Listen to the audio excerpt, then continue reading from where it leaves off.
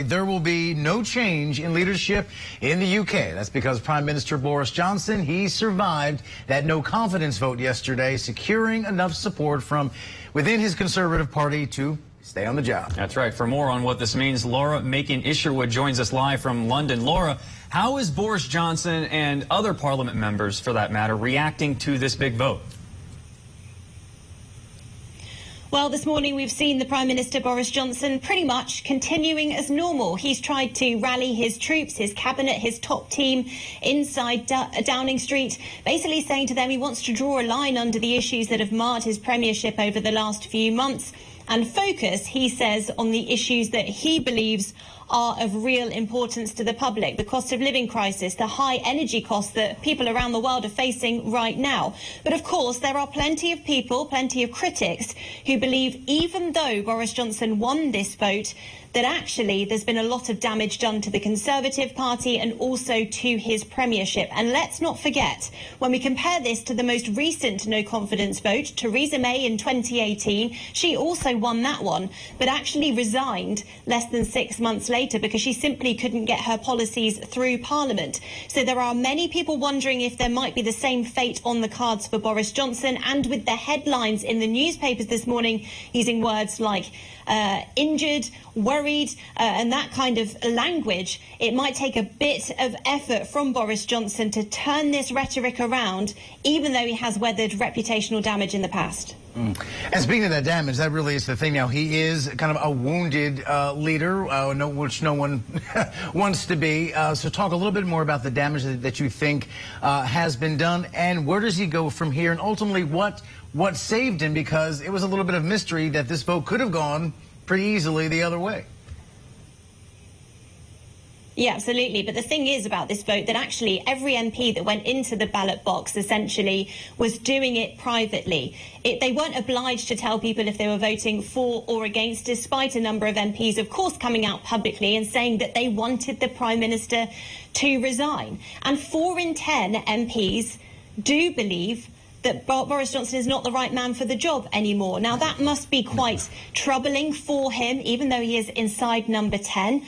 Of course, you would be concerned about the policies that you're putting forward there if people are going to support you moving forward. And so there will be plenty of questions, not only in the wider party now, of course, but also among his cabinet as to whether or not the Prime Minister can continue, and if there were to be another general election, whether he could lead them to victory. Briefly here, about 30 seconds or so. Is that normal for there to be a private vote? Because usually in the United States, if we have a vote on any legislation, you get the senators or congressmen on the record. Is it normal to do things private? Like, did Theresa May's no confidence vote have the same situation? Yeah, it did. So this is part of a group of MPs within the Conservative Party only, called the 1922 Committee. Basically, MPs can write to the chair of that club and say that they're not sure that the Prime Minister is the right man for the job. If it reaches a 15% threshold in terms of the number of letters that are given to him, then that triggers this vote.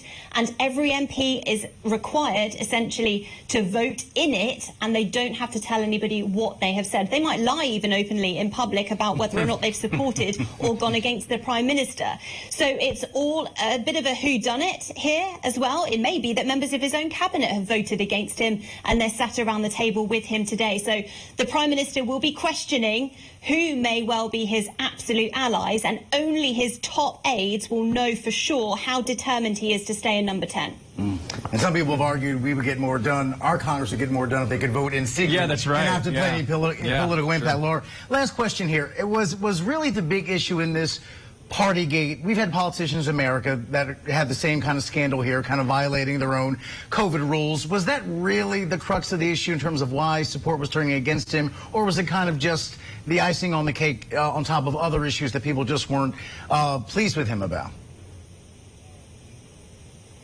Well, the Partygate scandal doesn't seem to be going away. Of course, the Prime Minister is one of the first, I think he's the only first, actually, correct myself there, the first Prime Minister in British history to receive a fine from police for actions that have taken place under their premiership. He's consistently said that he doesn't believe that he broke any rules, despite, of course, that fine. He didn't knowingly break any rules anyway, and that controversy is continuing to follow him around. What pushed people over the edge this time isn't quite clear. It could have been that it was sort of a simmering momentum, but also there were pictures, of course, that came out of the Jubilee celebrations this weekend, where Prime Minister Boris Johnson was going into St Paul's Cathedral for a Thanksgiving service for the Queen, and the crowd was booing him. Could it be that those pictures on Friday were the ones that tipped MPs over the edge and allowed them basically to write enough letters to the chair of the 1922 committee and trigger this vote?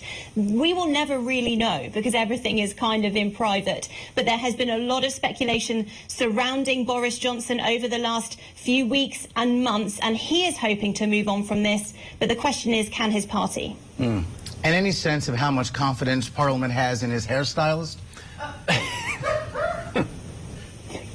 His hairstyles? just playing. You don't have to answer that. Just a point of personal curiosity.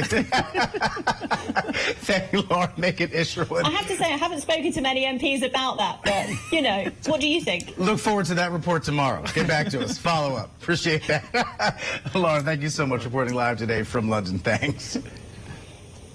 You're welcome.